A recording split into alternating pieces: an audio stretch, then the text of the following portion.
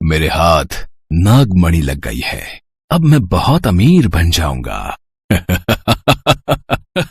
वो आदमी जोर जोर से हंसने लगा, लेकिन तभी सुलेखा नागिन उसके सामने आई और उसे डस लिया। उस आदमी के हाथ से नागमणि नीचे गिर गई और उस आदमी की मौत हो गई। नागमणि कोई बच्चों का खिलौना नहीं है जो जब चाहे चुरा ले।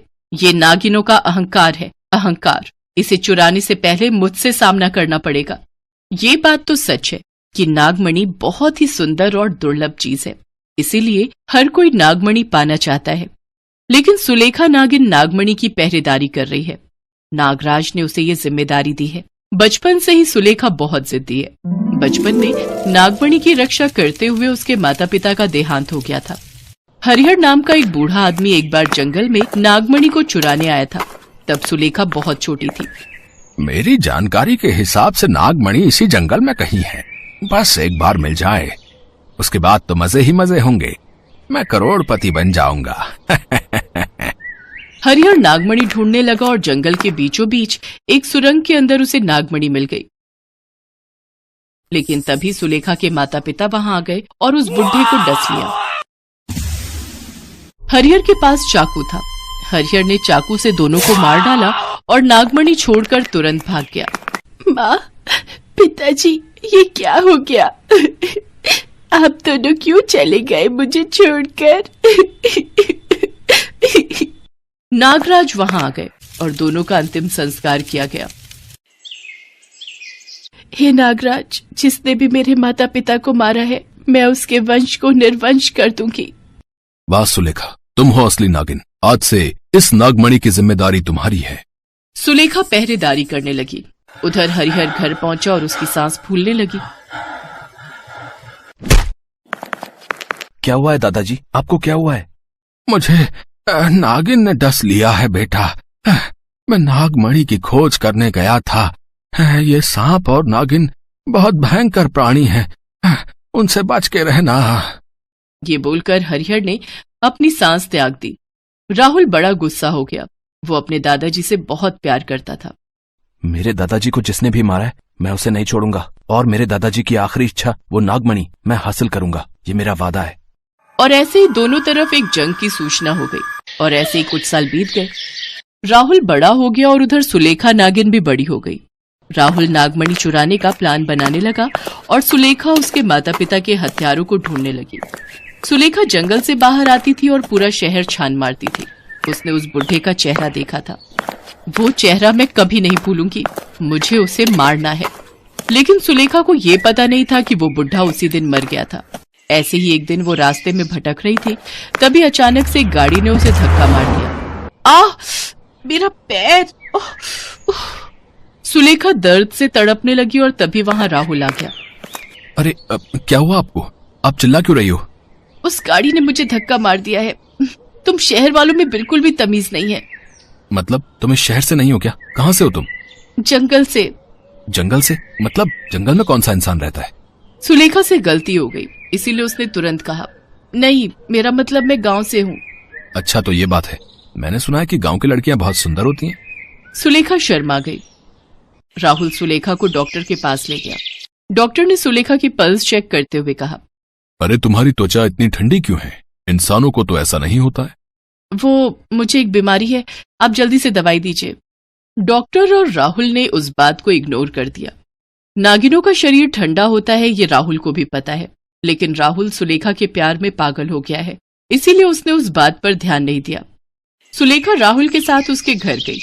सुनो, तुम आज यहाँ रह सकती हो। वैसे तुम शहर किस लिए आई थी? मुझे किसी को ढूंढना है। कोई खो गया है क्या? नहीं, उसने मेरे माँ बाप को मार डाला है और मुझे पता है कि वो शहर में ही रहता है। अरे बाप रे, ये तो बहुत बुरा हुआ तुम्हारे साथ। मैं तुम्हारे साथ हूँ सुलेखा। ये बोलकर राहुल ने सुलेखा को गले लगा लिया।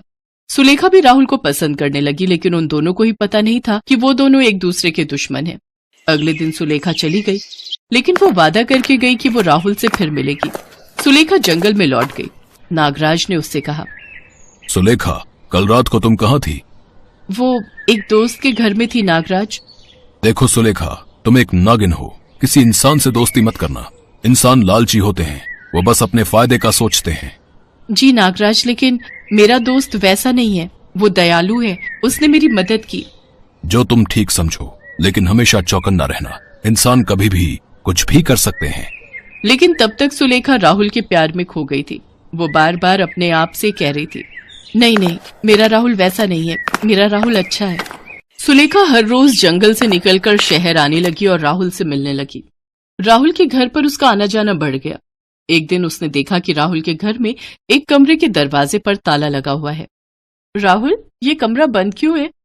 कुछ नहीं सुलेखा, उस कमरे में मेरे काम की चीजें हैं। तुम इस घर में कहीं भी जा सकती हो, बस उस कमरे में कभी मत जाना।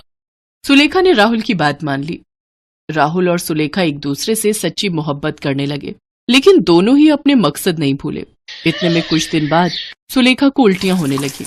डॉक्टर के पास जाने पर पता चला कि सुलेखा के पेट में राहुल का बच्चा है। राहुल बहुत खुश हुआ। अरे वाह सुलेखा, ये तो बड़ी खुशी की बात है। लेकिन मैं कुंवारी हूँ, किसी को पता चल गया तो क्या होगा? तो मुझसे शादी कर लो। वैसे भी बहुत जल्द मैं अमीर बनने वाला हूँ। अच्छा, वो कैसे? बनने के बाद बताऊंगा कि कैसे। सुलेखा जंगल में चली गई, लेकिन नागराज सब कुछ समझते हैं। उन्होंने सुलेखा को देखते ही बता दिया कि वो पेट से है। छी सुलेखा छी, मैंने सोचा था कि तुम नागिनों की रक्षा करोगी, नागमणि की पहरेदारी करोगी, और तुम एक इंसान के बच्चे को अपने पेट में पाल रही हो। शर्म आनी चाहिए तुम्हें। नागराज और सारे नागिनों ने मिलकर सुलेखा को बाहर भेज दिया। सुलेखा रोते हुए राहुल के पास चली आई।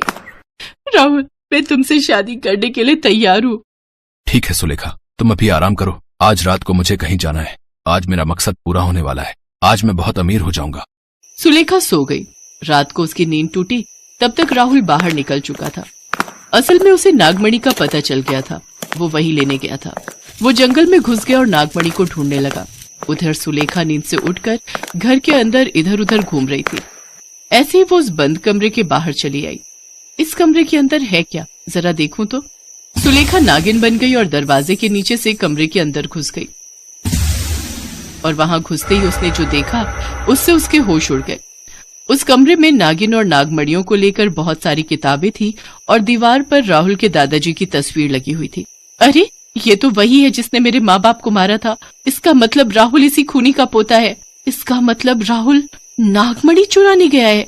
नहीं नहीं, मुझे अभी जाना होगा। सुलेखा तुरंत वहां से निकल गई। उधर राहुल को वो गड्ढा मिल गया जिसमें नागमणि थी। राहुल ने नागमणि निकाली और तभी नागराज वहां चले आए। बाकी नागिनें भी चली आई। देखो, मेरे पास मत आओ, मुझे नागमणि लेने दो। ये मेरे दादाजी का सपना था। तभी वहां सुलेखा चली आई। रुक जाओ राहुल, तुम ये नहीं कर सकते। सुलेखा, तुम यहाँ कैसे? कौन हो तुम? तभी सुलेखा नागिन रूप में आ गई और फिर से वापस सुलेखा बन गई। तुम एक नागिन हो? हाँ, नागमणि के चक्कर में तुम्हारे दादाजी ने मेरे माता पिता को मारा था। और तुम्हारे माँ बाप ने मेरे दादाजी को? तो फिर बदला पूरा हो गया। अब और खून खराबा करके क्या फायदा? मैं तुमसे प्यार करती हूँ राहुल। मैं भी तुमसे प्यार करता हूँ सुलेखा, तुम सही कह रही हो। लालच बुरी चीज है। नागराज, ये नागमणि आप रख लीजिए और सुलेखा को मेरे हाथों सौंप दीजिए। नागराज खुश हुए। बड़े ही धूमधाम से राहुल और सुलेखा की शादी हो गई। नागमणि नागराज के पास ही रही। कुछ महीनों बाद राहुल और सुलेखा की एक बेटी हुई और आखिर में प्यार की जीत हो गई। कहानी के इस हिस्से से पहले आपने देखा कि किस तरह इच्छाधारी नागिन तेजस्वी ने दुष्ट सपेरे काली को मारकर न सिर्फ अपने माता पिता की मौत का बदला लिया, बल्कि पूरे नागलोक को फिर से जीवित कर दिया। अब नागलोक के सभी नाग नागिन पहले से कहीं ज्यादा सुरक्षित थे, क्योंकि उनकी सुरक्षा के लिए उनकी नई नागरानी तेजस्वी उनके साथ थी, जो साक्षात भगवान शिव के आशीर्वाद के साथ जन्मी थी। साथ ही नागमणि की शक्तियां भी अब नागलोक को वापस मिल चुकी थीं। लेकिन इस सब के बावजूद तेजस्वी घबराई हुई थी। तेजू, तू घबरा मत, खुद पर भरोसा रख मेरी बच्ची, जैसे तेरी माँ को तुझ पर था। नहीं दादी, उस काली से लड़ने के बाद मुझे एहसास हो गया है कि अकेले नागमणि और नागलोक की सुरक्षा कर पाना कोई बच्चों का खेल नहीं है। मैं तो अभी तो तुझे लगता है कि तू अभी बच्ची है। तू भूल रही है बेटा कि तू एक इच्छाधारी नागिन है। अपने पिता के शौर्य और अपनी माँ की भक्ति का मान तुझे ही रखना होगा। नाग रानी बनना तेरा नसीब भी है और कर्तव्य भी, जिससे तू चाहकर भी मुंह नहीं मोड़ सकती। और जहां तक रही बात अकेले पड़ने की, तो तू उसकी चिंता बिल्कुल मत कर। भगवान शिव पर भरोसा रख, उन्होंने तेरे लिए जरूर कुछ सोचा होगा। मतलब मैं कुछ समझी नहीं दादी। सब समझ जाएगी जब सही वक्त आएगा तो। इतना कहकर जमुना ताई वहां से चली गई और तेजस्वी वहीं खड़ी काफी देर तक सोचती रही कि अब उसे आगे क्या करना है। तभी एक नाग रेंगता हुआ उसके पास आया।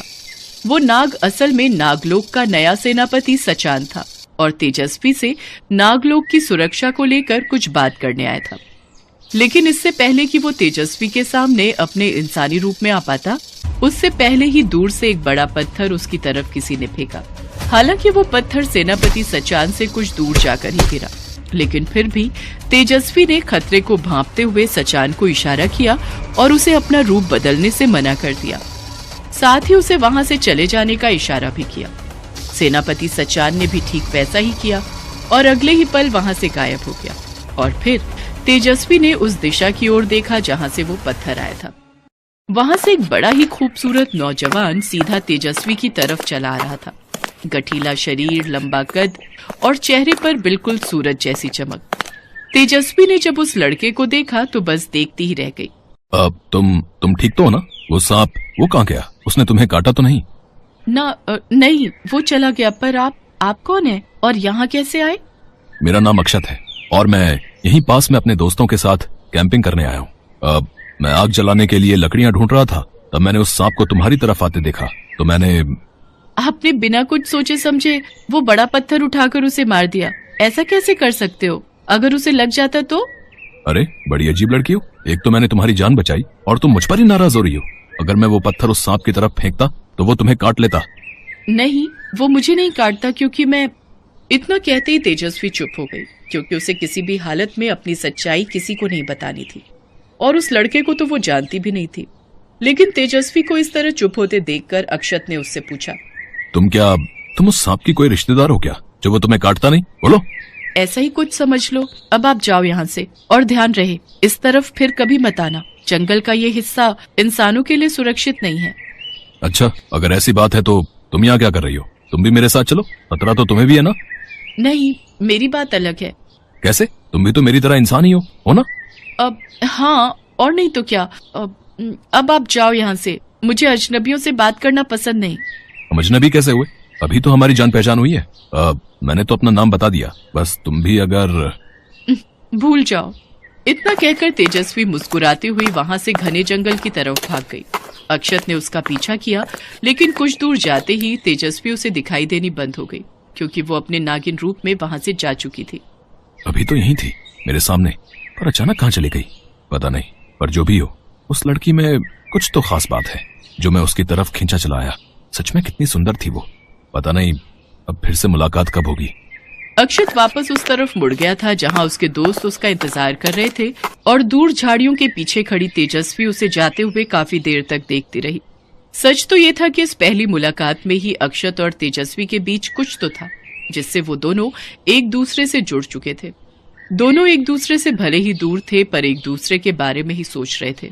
तभी अचानक तेजस्वी को ख्याल आया, अरे मैं तो भूल ही गई। सेनापति सचान आए थे मुझसे मिलने।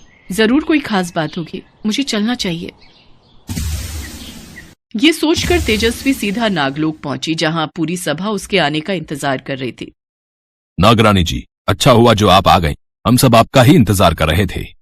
जी बताइए, क्या बात है? आप सब इतने परेशान क्यों दिख रहे हैं? सब कुछ ठीक तो है ना? फिलहाल तो सब ठीक है नागरानी जी, पर बहुत दिनों तक नहीं रहेगा। क्या मतलब है? बात क्या है, साफ साफ बताइए। नागरानी जी, नागमणि की शक्तियों का असर कम हो रहा है, जिसकी वजह से हमारे कई नाग नागिन अपना रूप नहीं बदल पा रहे हैं। क्या? पर ऐसा कैसे हो सकता है? ये कैसे मुमकिन है? नाग पुरोहित जी के अनुसार जरूर कोई है जो अपने तंत्र मंत्र की शक्तियों का इस्तेमाल कर रहा है हमारी नागमणि को हथियाने के लिए, और शायद नागमणि पर पड़ने वाला ये असर उसी का नतीजा है। फिलहाल हमने पुरोहित जी की राय पर नागमणि को गर्भगृह में रखवा दिया है, जहां वो पहले से अधिक सुरक्षित है। लेकिन लेकिन क्या सेनापति जी? लेकिन पुरोहित जी का कहना है कि हमारी नागमणि गर्भगृह में भी ज्यादा दिनों तक सुरक्षित नहीं रहेगी। हमें उसकी सुरक्षा के लिए कुछ और सोचना होगा। इसमें सोचना क्या है? हम सब तैयार हैं। जिसे आना है आ जाए, जो करना है कर ले। हमारी सेना और हम किसी का भी मुकाबला करने के लिए तैयार हैं, है ना सेनापति जी? जी नागरानी जी, इसमें तो कोई शक नहीं है, लेकिन सिर्फ इतने से काम नहीं चलेगा।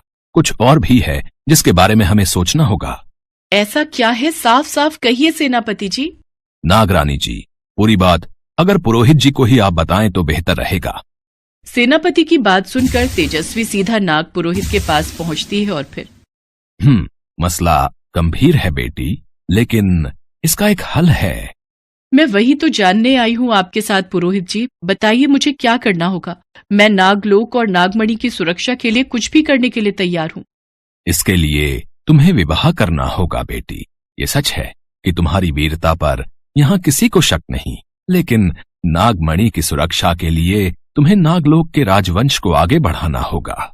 वास्तव में जिस तरह नागलोक में नागमणि से शक्तियों का संचार होता है, ठीक उसी तरह से नागमणि की शक्तियों को बनाए रखने के लिए नागलोक का राजवंश बने रहना भी जरूरी है। पर मुझे किससे विवाह करना होगा पुरोहित जी? कौन है वो जिस पर इतना भरोसा किया जा सकता है? उसे भगवान शिव ने ही चुना है बेटी, और मुझे आभास हो रहा है कि वो तुमसे ज्यादा दूर नहीं है। वो भी तुम्हारी तरह तेजस्वी होगा, तुम्हारी तरह शक्तिशाली और निडर होगा, और सबसे बड़ी बात, अपने से ज्यादा दूसरे के बारे में सोचने वाला होगा। नाग पुरोहित की बात सुनते ही तेजस्वी के मन में सीधे अक्षत की तस्वीर गढ़ने लगी, लेकिन तभी उसे ख्याल आया, नहीं, वो तो एक इंसान है। नहीं, वो नहीं हो सकता। लेकिन फिर वो कौन होगा जो मेरा जीवन साथी बनने के लायक होगा और नागलोक का नागराज भी?